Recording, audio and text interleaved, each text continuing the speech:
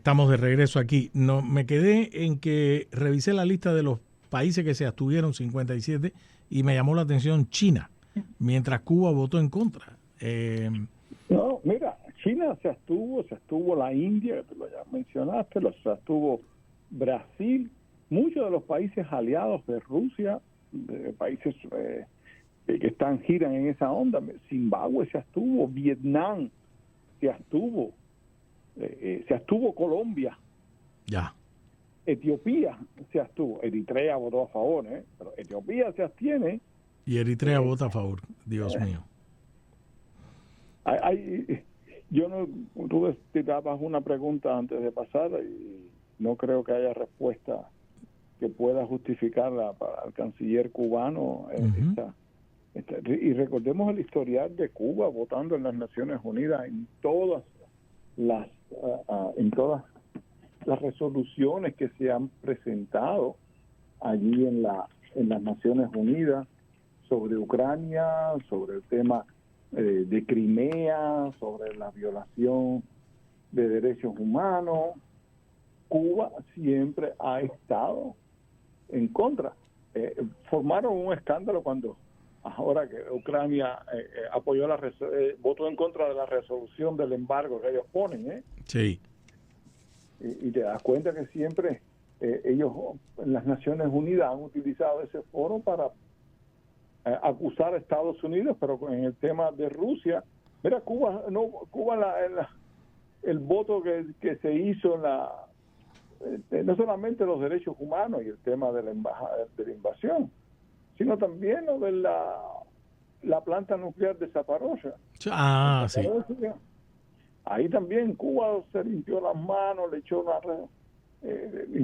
los abusos a los tártaros de Crimea, que fue una resolución que estuvo copatrocinada por la delegación de Turquía.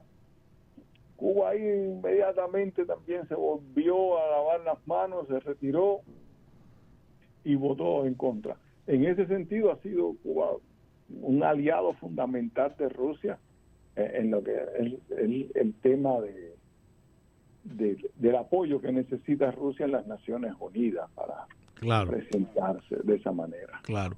Álvaro, ¿cómo ves el proceso de negociaciones?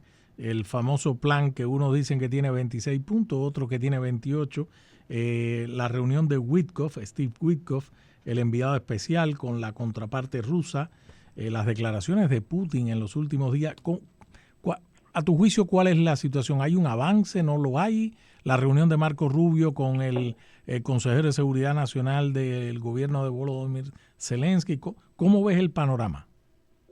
Mira, Ucrania ha demostrado su condición a sentarse a la mesa de negociaciones.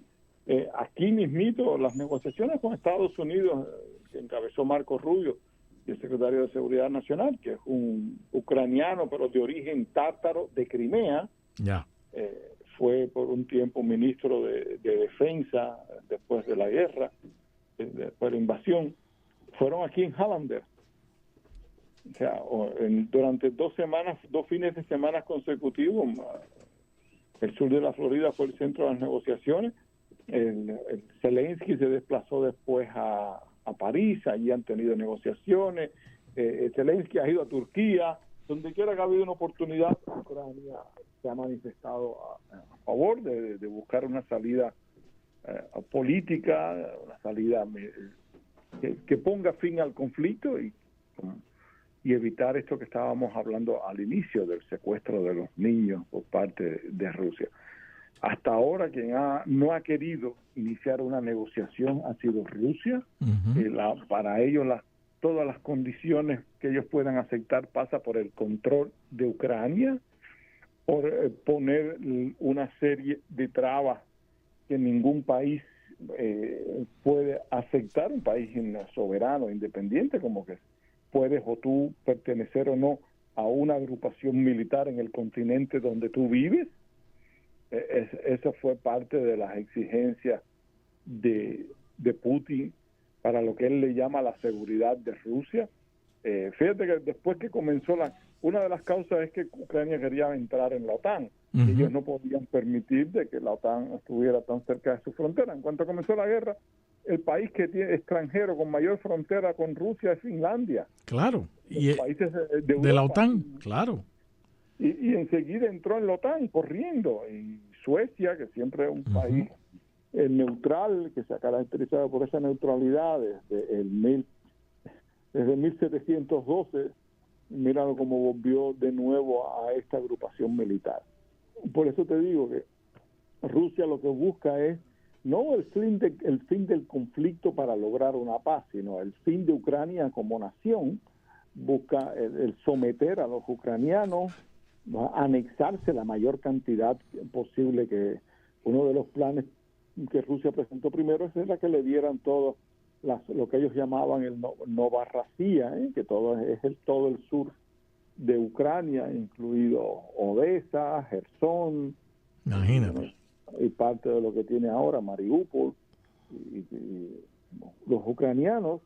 Y mira, si echas un vistazo a la prensa rusa y a la televisión, que sigue siendo un instrumento fundamental para Rusia de adoctrinamiento, verás cómo ellos constantemente se quejan de que han crecido generaciones de ucranianos que ven a Rusia como unos enemigos, pero ese es el resultado de la política rusa, la que se ha convertido ellos en los enemigos, no solamente de los ucranianos, de los vecinos de Rusia. ¿Por qué los finlandeses con tanta premura se lanzaron a aprobar en su parlamento y llevar un referendo la inclusión de ellos en una agrupación militar como la OTAN, la cual habían evitado por decenias? Inclusive cuando empezó la guerra, habían algunos expertos politólogos, diplomáticos, que hablaban de una finlandización del conflicto ucraniano, de que Ucrania se convirtiera en neutral como Finlandia. Claro.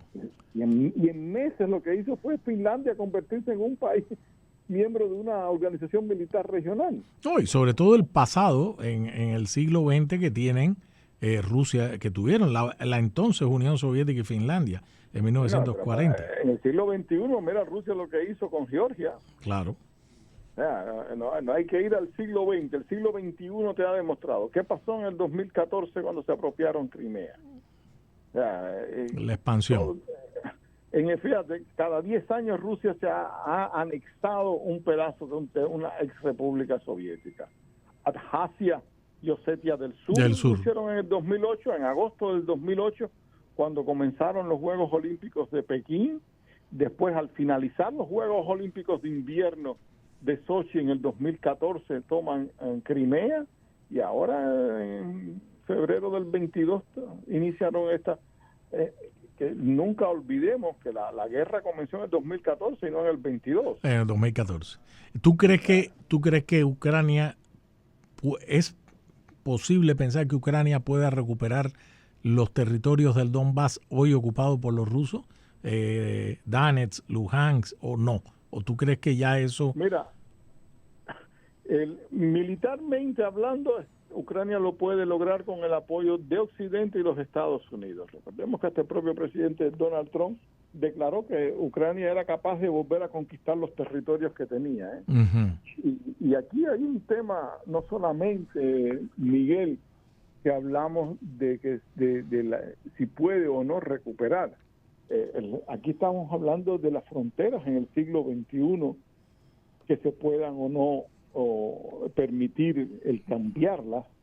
Europa no ha terminado todavía de revisar todas sus fronteras, porque si los alemanes desean, claro, podrían con ese mismo ímpetu de Rusia exigir Kaliningrado, que era Prusia, o que le devuelvan a los Sudetes. Los Sudetes y los checos, sí. Que los checos lo tienen hoy en día. Claro. Entonces, por eso, Rusia ha abierto una caja de Pandora, que si se le acepta a Rusia el control sobre territorios ocupados por la fuerza, es capaz hasta Japón de volver a ocupar las islas del sur. Las islas Kuriles, ¿no? Los rusos desde el fin de la Segunda Guerra Mundial. Los rusos le llaman Sajalín y los japoneses las islas del norte.